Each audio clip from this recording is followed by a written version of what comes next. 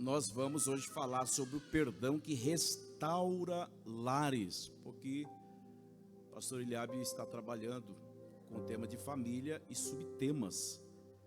Então o tema desta noite é perdão que restaura lares, ok? Evangelho de Jesus, segundo escreveu Lucas, o capítulo 15, a partir do versículo 11, diz assim: E ele disse, certo homem tinha 2 filhos, e o mais jovem deles disse ao seu pai: Pai, dá-me a parte dos bens a que tenho direito.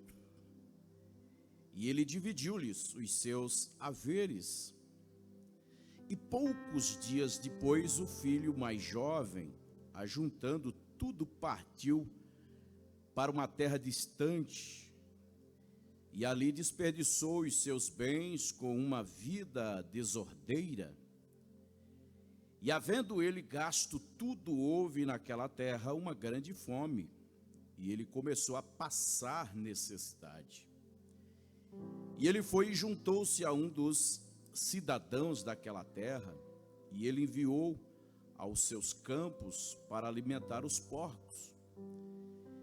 E ele desejava encher o seu estômago com as cascas que os porcos comiam, e nenhum homem lhe dava nada. E ele, caindo em si, disse: Quantos servidores de meu pai têm pão suficiente de sobra, e eu aqui pereço de fome? Levantar-me-ei, irei para o meu pai, e lhe direi: Pai, eu pequei contra o céu e perante ti. Não sou mais digno de ser chamado teu filho. Faze-me como um dos teus servidores. E ele, levantando-se, foi para o seu pai. Mas ele, estando ainda longe do caminho, seu pai o viu e teve compaixão, e correndo lançou-lhe ao pescoço e o beijou. E o filho lhe disse: Pai, eu pequei contra o céu e a tua vista, e não sou mais digno de ser chamado teu filho. Mas o pai disse aos seus servos: Trazei a melhor veste, e vestiu, e pondo-lhe um anel em sua mão, também calçou sandálias em seus pés. E disse: Trazei aqui um novilho cevado, e matai-o, comamos e alegramo-nos. Porque este meu filho estava morto e vive. Voltando ao 24. Porque este meu filho estava morto e vive novamente. Tinha se perdido e foi achado. E eles começaram a alegrar-se. Ora, o filho mais velho estava no campo, e vindo ao aproximar-se da casa, ele ouviu a música e as danças. E ele chamou um dos seus servos e perguntou o que significava aquelas coisas. E ele disse: O teu irmão chegou, e o teu pai matou o novilho cevado, porque ele o recebeu são e salvo. E ele se irritou e não queria entrar. Portanto, saindo, o pai lhe rogava. E ele, respondendo, disse ao seu pai: Eis que eu tenho servido há tantos anos, e nenhum momento eu transgredi o mandamento. Contudo, tu nunca me deste um cabrito que eu pudesse me alegrar com os meus amigos. Mas vindo esse teu filho, que desperdiçou os teus bens com as prostitutas, mataste-lhe o novilho cevado. E ele disse: Filho, tu sabes que sempre estás comigo, e tudo o que eu tenho é teu.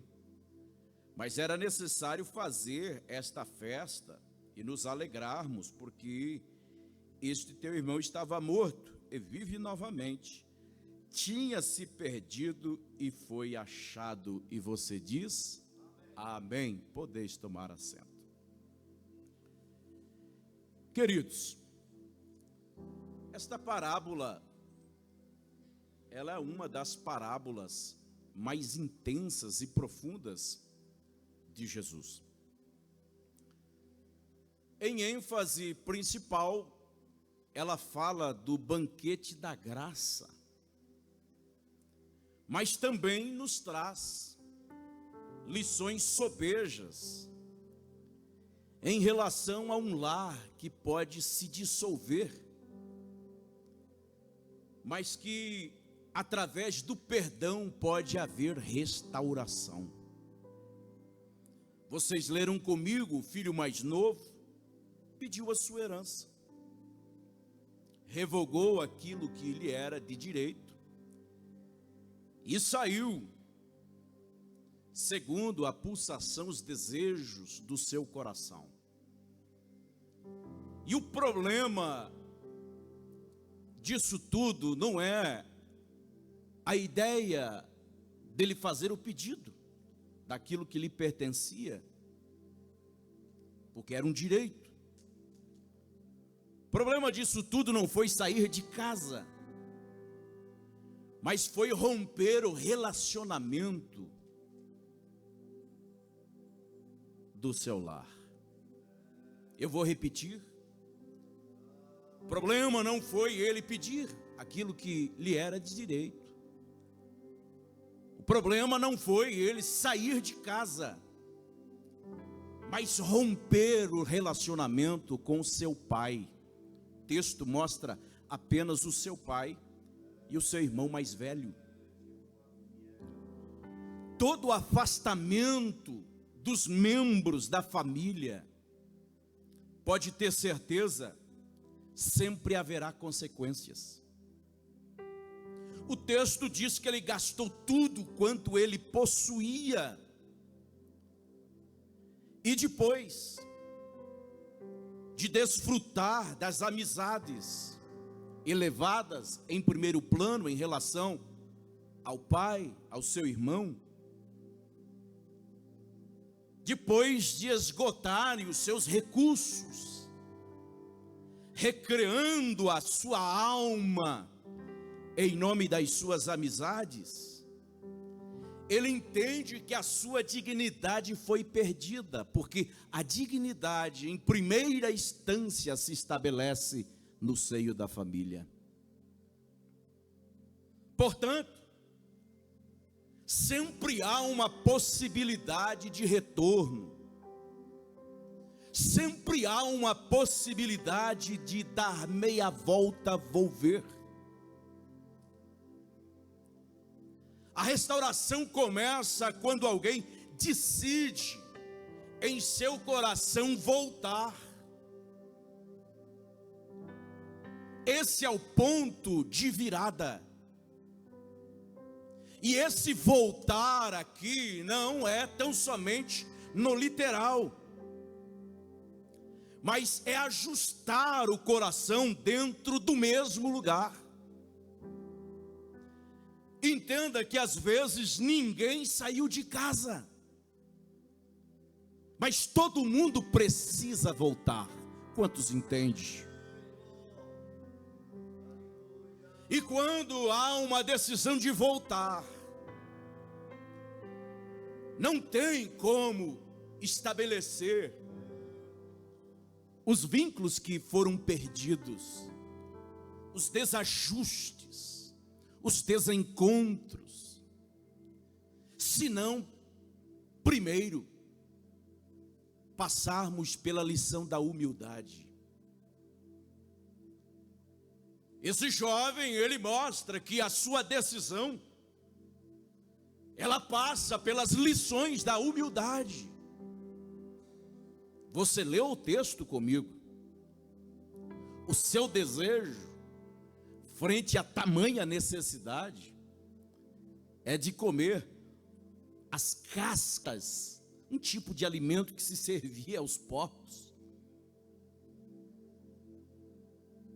Ele passa pela lição da humildade. Poderia estribar-se no seu egoísmo e pensar o que você está pensando agora. Mas ele entende que não há restauração, não há retorno, senão por meio da humildade. Quantos entendem? Ele admitiu o seu erro. Ele diz: Pai, eu pequei contra o Senhor, eu pequei contra os céus.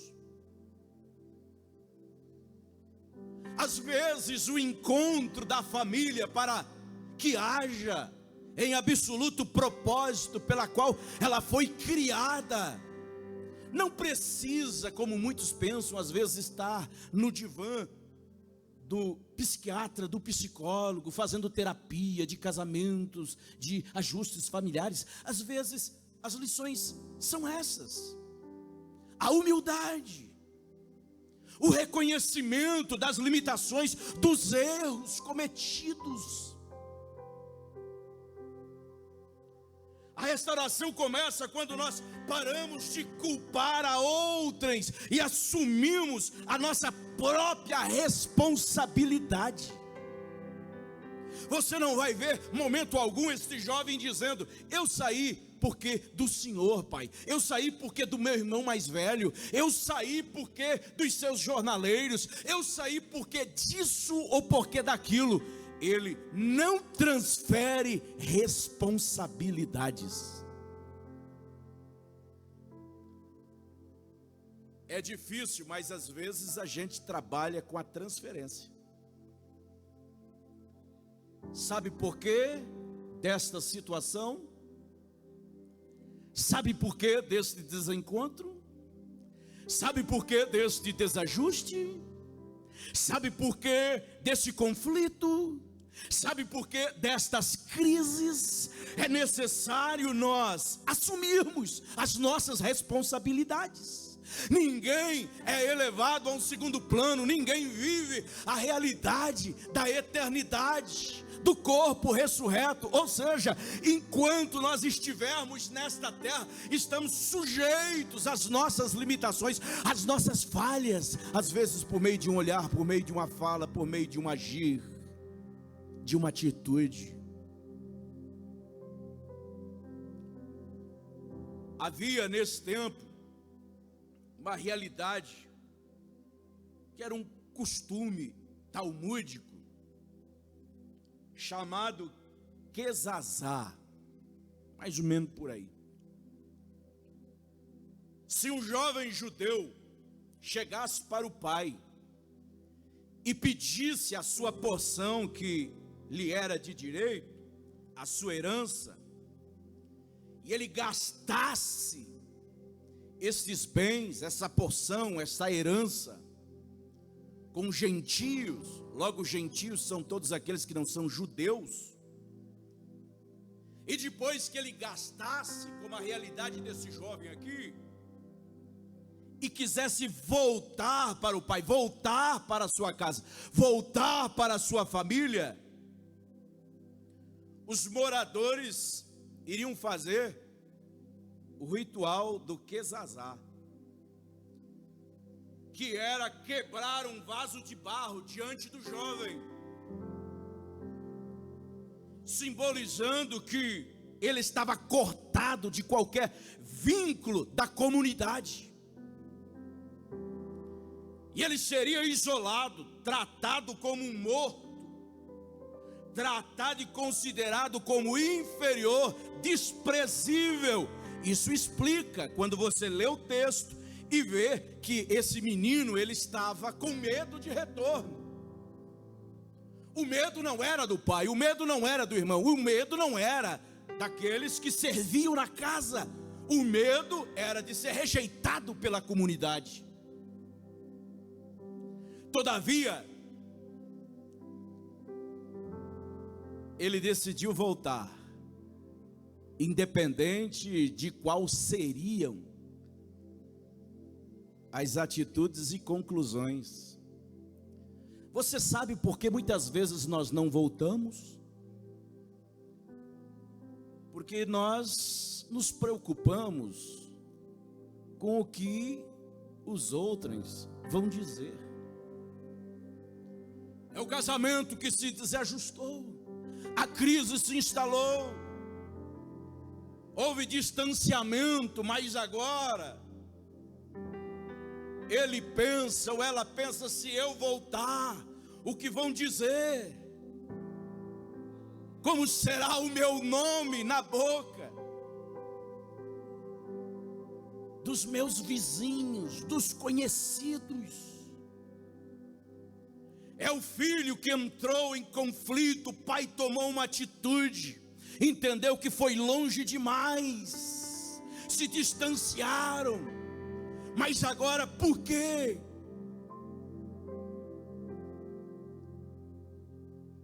O medo do que vão dizer. Esse rapaz mostra que a família, o lar, está acima de qualquer conceito, está acima de qualquer conclusão. Esse menino mostra que o retornar vale mais do que qualquer conclusão que não seja do meio da família.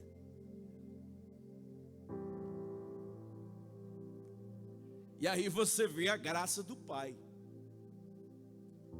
o acolhimento que cura. Eu disse para vocês que essa parábola é elevada à realidade do banquete da graça, quando o pai aqui é o próprio Deus. O filho está falando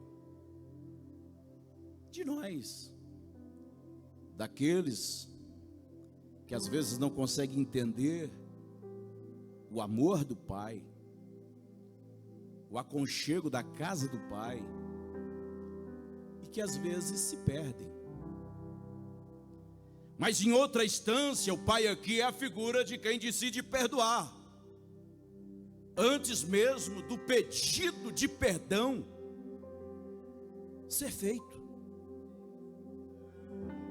Quem sabe hoje esse pai aqui representa você, esposo. Quem sabe esse pai representa você, esposa. Quem sabe esse pai representa você, filho, filha, genro, nora, sogro, sogra, primo, irmão.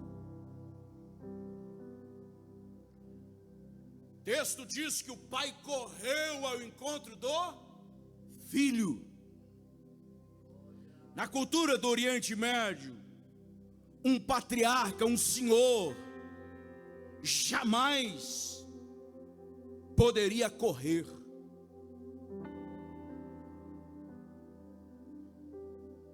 Um patriarca, um senhor de família, correr, ainda mais em direção a um membro da família, entenda, era uma humilhação por demais. Porque para correr, ele precisava levantar a sua túnica, expondo as suas pernas. E isso era considerado extremamente vergonhoso para um ancião.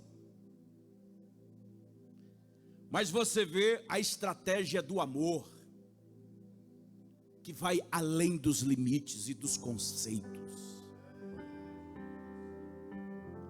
Alguns estudiosos consideram que esse pai, ele passa pela humilhação frente à sua comunidade, é claro, em nome do amor, porque a sua preocupação era que a comunidade pegasse o seu menino e fizesse o ritual da quebra do vaso. É por isso que ele se antecipa.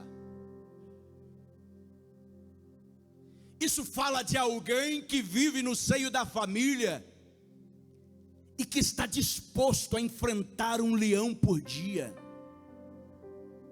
Independente das circunstâncias, independente das crises, independente das atitudes de alguém, membro da casa, da família, tudo que ele quer ou que ela quer é o retorno, é o coração cimentado, é o perdão, é o afago e o acolhimento. Quantos entendem isso? Quando nós decidimos fazer com que a família dê certo, Não existem limites. Eu vou repetir: quando a gente resolve fazer com que a família dê certo, não existe limites, não existe circunstâncias, não existe crises, não existe abatimentos. Esse pai decidiu no seu coração: é meu filho. Você percebe que em momento algum ele vai dizer que o filho não errou,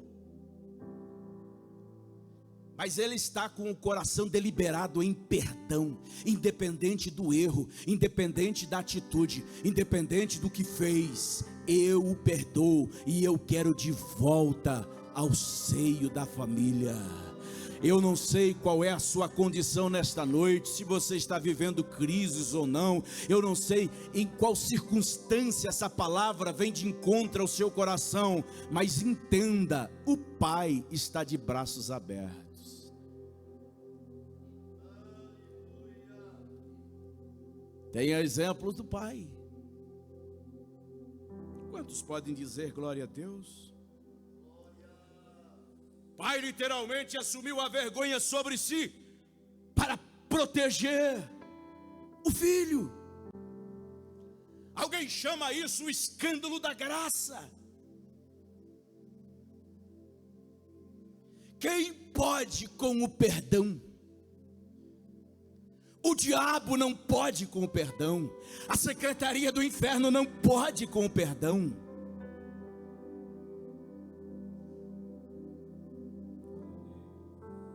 Unicamente nós podemos resistir o perdão.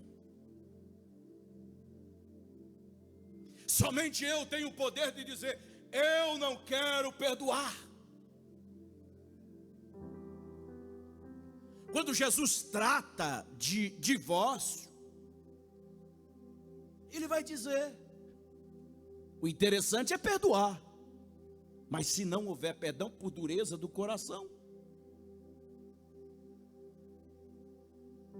Quem sabe você seja um pai frustrado nesta noite. Quem sabe você seja uma mãe frustrada, um filho frustrado, uma filha frustrada, um genro frustrado, uma nora frustrada. Quem sabe um cunhado, uma cunhada, não sei.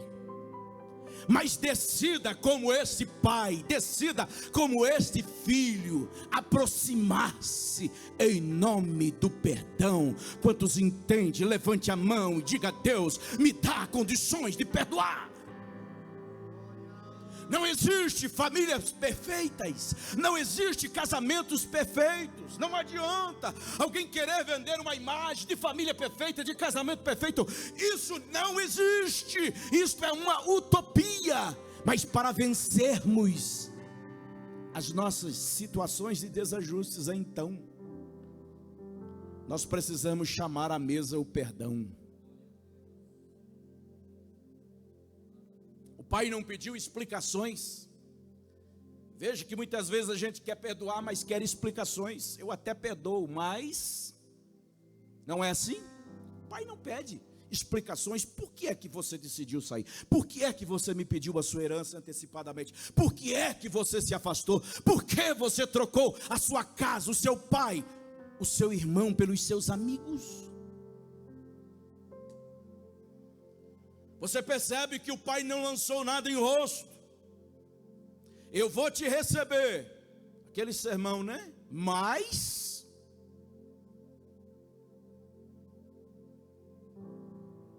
quantos entendem? Quanto mais você quiser explicações, quanto mais sermão você quiser, mais problemas serão gerados. Decida em nome do perdão. Perdão basta. Perdão literalmente é pegar a dívida e jogar fora. É rasgar a cédula contrária de dívida. É dizer até aqui foi assim, mas a partir de agora será diferente. O passado já não interessa. O que chegou até aqui, mas daqui para frente não continua mais. Quantos casamentos que vivem buscando, se retroalimentando de experiências que machucaram, experiências que abriram uma ferida no coração de alguém da família. E todas as vezes que tocam no assunto, lá vem o querer explicações, lá vem os sermões. Alguém disse que o perdão é colocar literalmente uma pedra sobre a situação e esquecer-se. O que você vê o pai fazendo é correr de encontro. Quando o filho chega, imagine vocês o abraço, imagine vocês o coração desse pai, imagine vocês o coração desse filho. E o pai vai logo dizendo: tragam o anel, tragam a túnica, tragam as sandálias, preparem o novilho cevado, porque o meu filho que estava perdido, ele foi achado. Essa é a consciência de que um membro da família vale mais do que qualquer coisa. Eu vou repetir, esse é o sentimento, é a consciência de que um membro da família vale mais do que qualquer coisa. O anel no dedo, o pai estava dizendo, é devolvido a você a dignidade que você tinha antes, concernente às suas finanças. O perdão traz a dignidade. A túnica estava dizendo que ele estaria sendo honrado uma vez mais como filho, pertencente à família. O perdão traz a honra.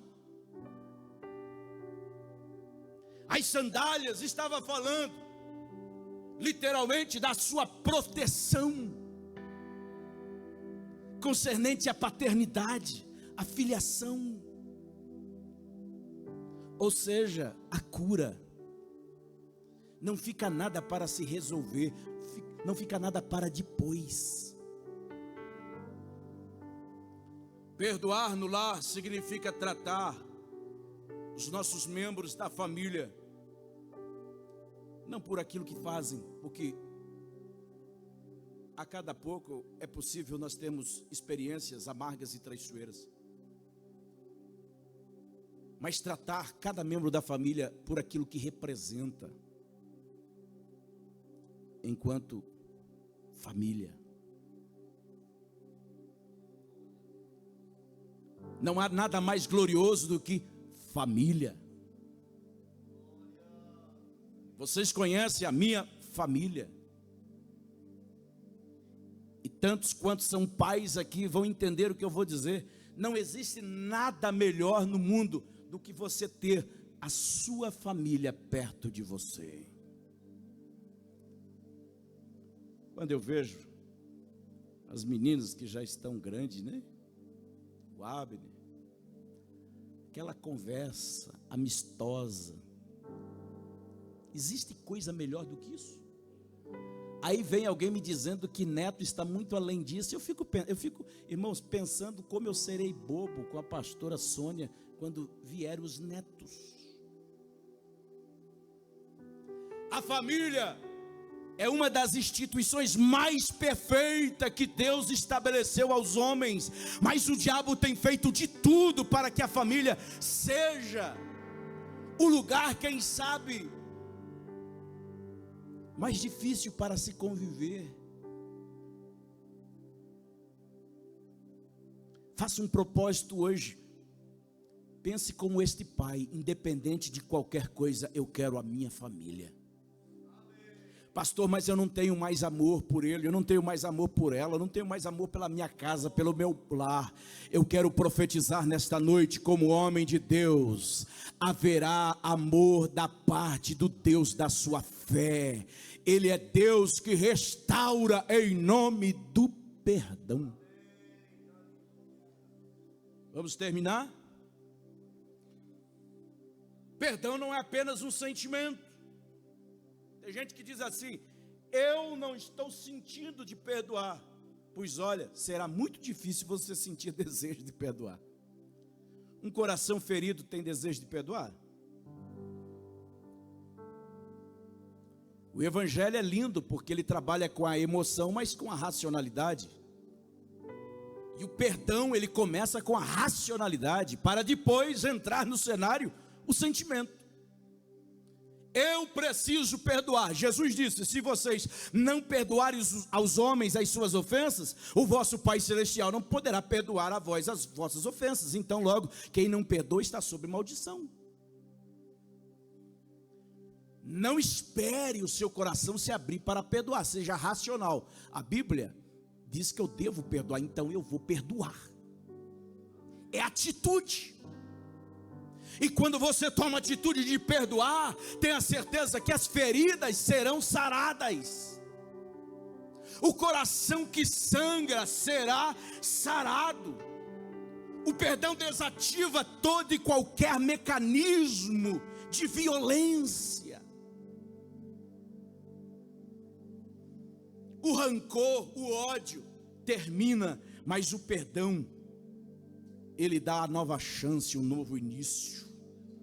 O rancor, a mágoa desajusta, mas o perdão ajusta.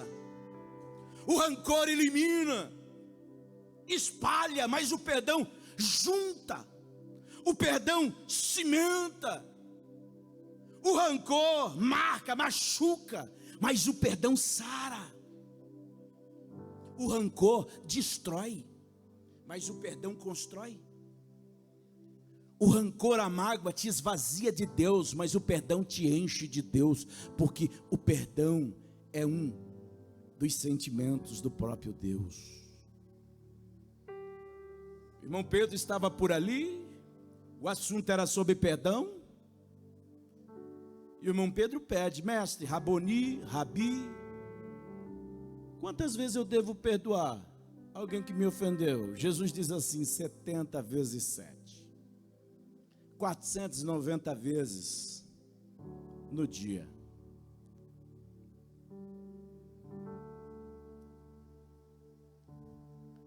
E você não quer liberar o perdão uma vez? Há quanto tempo você não vê o seu pai? Há quanto tempo você não vê sua mãe? Há quanto tempo você não vê o seu sogro, a sua sogra? Há quanto tempo você não vê aquele membro da família? Há quanto tempo você não manda uma mensagem? Encerramos aqui. Olha o perigo do ressentimento. O irmão mais velho,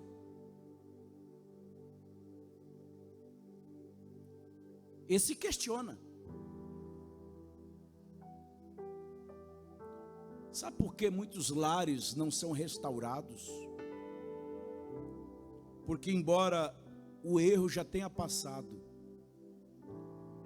mas o julgamento continua vivo. É isso que esse menino mais velho fez. Ele esqueceu que tudo é pela graça e não por méritos. O salmista diz que Deus conhece a nossa estrutura e sabe que nós somos pó. O salmista disse: Senhor, se tu atentares para a iniquidade, quem se salvará? Ninguém é melhor do que ninguém. Esse menino mais velho está se julgando melhor. Ele não entende que o olhar de Deus é tudo mensurado pela graça, não são pelos méritos meus, seus, nossos, são pelos méritos do Calvário. Sua visão e sentimento eram sustentados na ideia de que o amor deve ser merecido, ou seja, ele não fez para merecer tanto amor, eu fiz. Volto a dizer, coitado, não entendia sobre graça. Nós amamos não é porque alguém merece, é porque um dia alguém nos amou quando nós ainda não o conhecíamos. Ele nos amou primeiro. E ele diz: e todos conhecerão que sois os meus discípulos, se vocês andar de terno. Não, todos conhecereis que serão os meus discípulos se andarem. E aí você pode criar uma lista. Lá no final ele vai dizer assim: e todos conhecerão que vocês são os meus discípulos se vos amardes uns aos outros. Acima da família nuclear, que é a sua família, existe a família de Deus. Nós somos a família de Deus. Ninguém pode amar porque entende que aquele que é objeto do seu amor, o endereço do seu amor, merece. Você ama porque o amor de Deus, ele é democrático.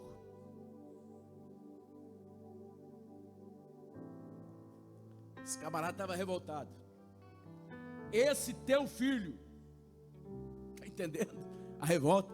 Esse teu filho, ele recusa o vínculo. Ei, esse teu filho, ele está dizendo: eu não quero aproximação, eu não quero vínculo familiar, eu não quero saber dele. Esse teu filho estava preso no passado. Ele estava em casa, mas seu coração revela que ele nunca sentiu saudade daquele que se foi. Coração vazio, desprovido de amor. Ele não precisava voltar para casa, mas precisava voltar para o coração do pai e do seu irmão. Fica de pé.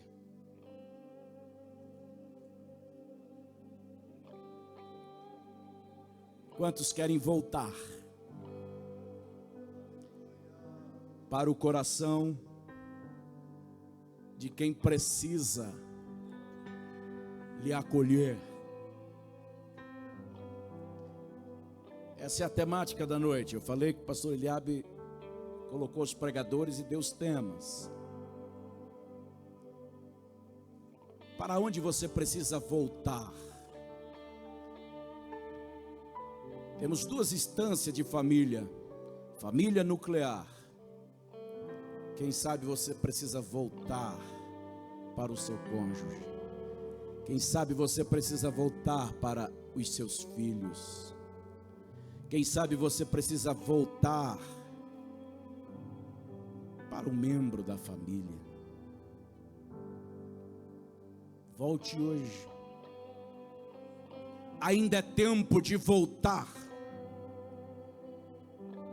Mas existe uma outra instância de família, que é a família de Deus. Você é membro da família de Deus. Nessa noite o Pai corre ao encontro de você e diz: filho, filha, que bom te ver. Ele te abraça. E o abraço dele não é do irmão, que às vezes os irmãos, mas o Pai te abraça. Nós vamos orar agora por todas as famílias. Nós vamos ungir as nossas mãos com óleo e você vai passar pelo corredor. E a bênção familiar será sobre a sua vida. Eu não sei como você chegou aqui em relação à sua fé. Quem sabe você nunca participou dessa família. Alguém diz assim: não, você é igreja. A igreja é você. Você só é igreja no plural. Não existe igreja no singular, o indivíduo em particular. Porque nós somos membros. Se tirar um membro do meu corpo, ele não sobrevive. Quantos entendem? Faça um propósito. Diga nessa noite: eu estou me inserindo nesta família. Nos procure, nós vamos discipular você. Pastor, eu não estou fora, mas pastor, eu sinto a necessidade de voltar. Essa é a noite que o Pai lhe abraça. Pode vir. Uramaias tergianaragadahas.